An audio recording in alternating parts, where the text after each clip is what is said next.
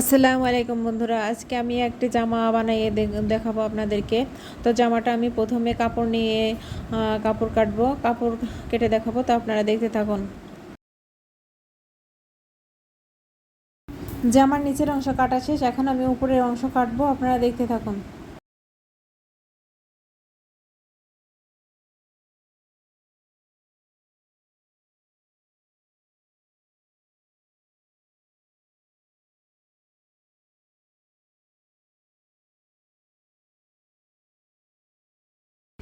জামার উপরের অংশ কাটাও শেষ, এখন আমি মেশিন দিয়ে সেলাই করে দেখাবো, আপনারা দেখতে থাকুন।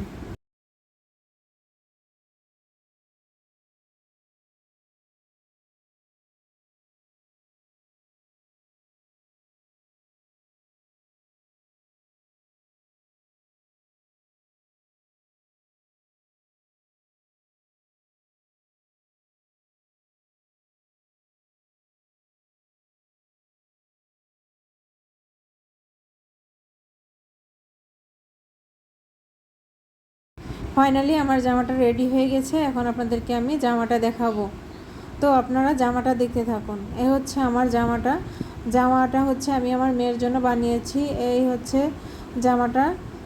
তো জামাটা যদি সুন্দর লাগে তাহলে আপনারা অবশ্যই আমার ভিডিওতে অবশ্যই লাইক, কমেন্ট এবং শেয়ার করবেন।